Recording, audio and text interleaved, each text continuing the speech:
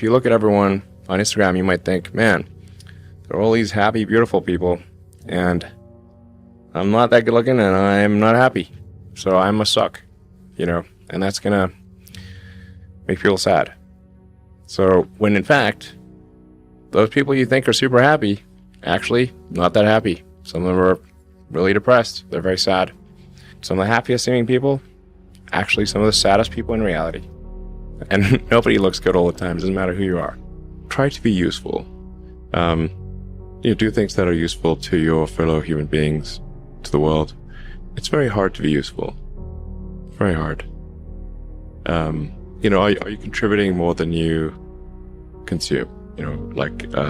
Try to have a positive net contribution to society. If you can live a useful life, that is a good life. A life worth having lived. I would encourage people to use the mental tools of physics and apply them broadly in life. They're the best tools. But I encourage people to read a lot of books. Basically, try to ingest as much information as you can, and try to also just develop a good general knowledge.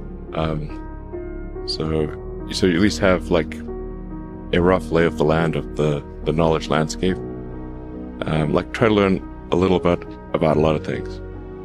Because you might not know what you're really interested in. How would you know what you're really interested in if you at least aren't doing it?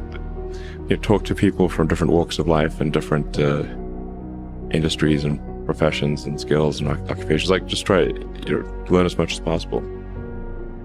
A future that is inspiring and appealing. I just think that there have to be reasons that you get up in the morning and you want to live. Why do you want to live? What's the point? What inspires you? What do you love about the future? And if we're not out there, if the future does not include being out there among the stars and being a multi-planet species, I find that it's incredibly depressing if that's not the future that we're going to have. One of the biggest mistakes people generally make, and I'm guilty of it too, is wishful thinking. You want something to be true even if it isn't true. And so you ignore the things that, you ignore the real truth because of what you want to be true. This is a very difficult trap to avoid. And like I said, it's certainly one that I find myself in having problems with. But if you just take that approach of you're always to some degree wrong and your goal is to be less wrong, and solicit critical feedback, particularly from friends. Friends, if somebody loves you, they want the best for you. They don't want to tell you the bad things. So you have to ask them, and say, really, I really do want to know, and then they'll tell you. I do think that, in terms of creating a company, what Edison said, which was it's 1% inspiration, 99% perspiration, is true. So a lot of it in creating a company is execution. You start off with an idea, and that idea is mostly wrong. And then you adapt that idea and keep refining it, and you listen to criticism. Some criticism you discard, try to discard the wrong criticism, try to listen to the correct criticism, and then engage in sort of a recursive self-improvement, and constantly refining it and making it better. And you have to work super hard, and that's very important. And then just keep iterating on a loop which says, am I doing something useful for other people? Because that's what a company is supposed to do. Certainly being focused on something that you're confident will have high value to someone else, and just being really rigorous in making that assessment, because people tend to, a natural human tendency is wishful thinking.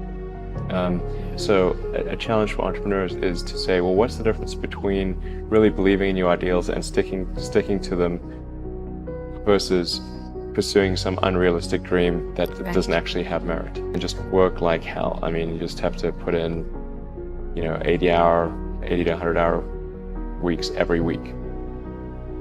All those things improve the odds of success. If other people are putting in 40-hour work weeks and you're putting in 100-hour work weeks, then even if you're doing the same thing, you know that you will achieve in 4 months what it takes them a year to achieve.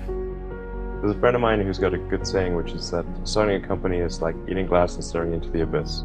Okay, that's generally what happens, because when you first start a company, there's lots of optimism and things are great, and then so happiness at first is high.